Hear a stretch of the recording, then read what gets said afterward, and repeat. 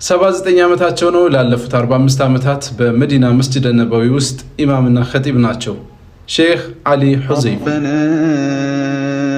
إننا سمعنا مناديا ينادي للإيمان أن آمنوا بربكم የሐረም ደጃፎች ቅኝታችን እንደቀጠለ ነው።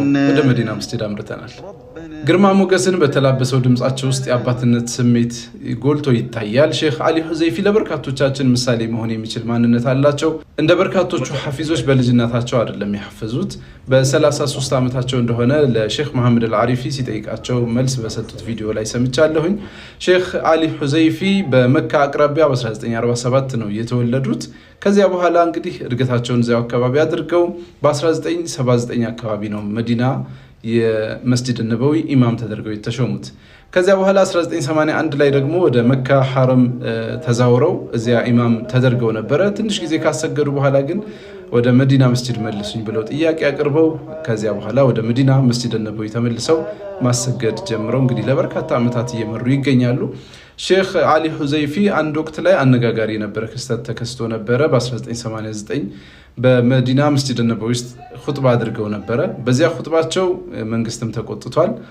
የሙስሊምን አንድነት የሚያበረታታ የምዕራባውያንን ጣልቃ ገብነት የሚቃወም ጠንከር ያለ ኹጥባ የሙስሊም መሪዎችን የሚወቅስ ኹጥባ አድርገው ነበር። ታዲያ በዚያ ወቅት ከኸጢብና ኢማምነታቸው እንዲታገዱ ተደርገው ነበር። ነገር ግን በርካቶች ዘንድ ተወዳጅ በመሆናቸው ምክንያት ፖለቲከኞቹ መልሰው እንደገና ወደ መስጂድ ነበዊ በኢማምነታቸው እንዲቀጥሉ አድርገዋቸዋል።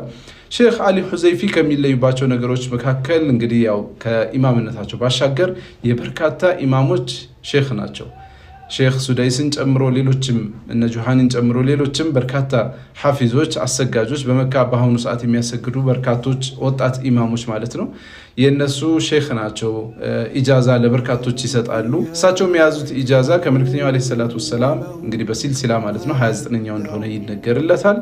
ሼክ አሊ ሁዘይፊ እንግዲህ እሳቸው አሁን እድሜያቸው በጣም ገፍቷል። አሁንም ኢማም ናቸው። በመዲና መስጂድ እያሰገዱ ይገኛሉ። ነገር ግን ደግሞ ቦታቸውን እንዲተካ ልጃቸው ሼክ አህመድ አሊ ሁዘይፊ በማሰገድ ላይ ይገኛል። እንግዲህ አባትና ልጅ እየተተካኩ መዲና መስጂድ ላይ እያሰገዱ ይገኛል። በጣም የተባረከ አላህ ሱብሓነሁ ወተዓላ የወደደው ቤተሰብ ነው። ሌሎችም እንደዚሁ ሐፊዝ ልጆች አሏቸው። ሼክ አሊ ሁዘይፊ እንግዲህ በዓለማችን በበርካታ መድረሳና የሂፍዝ ማዕከላት ለተማሪዎች ሂፍዝ ተማሪዎች ማለት ነው ትምህርታቸውን ለማጠናቀቅ የሚመርጡት በጣም ኢትቃን ያለው የሂፍዝ ካሴት ያላቸው ብቸኛ ሰው እንደሆኑ ይነገርላቸዋል። በርካቶችን ያስማማል። አሁንም በኢማምነታቸው በማገልገል ላይ ይገኛሉ። ትናንት ምሽት ሼክ ሷሊህ አልመጋሚሲ በመዲና መስጂድ ኢማም ተደርገው ከተሾሙ በኋላ እንግዲህ እሳቸውን በመቀበልና በማነጋገር ደማቅ ጊዜን አሳልፈዋል።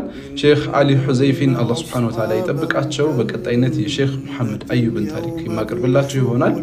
ላይክ እና ሼር አይረሳ፣ ፎሎ ማድረግም አትዘንጉ። ሰላም አለይኩም ወራህመቱላሂ ወበረካቱሁ። في ظلال على الأرائك متكئون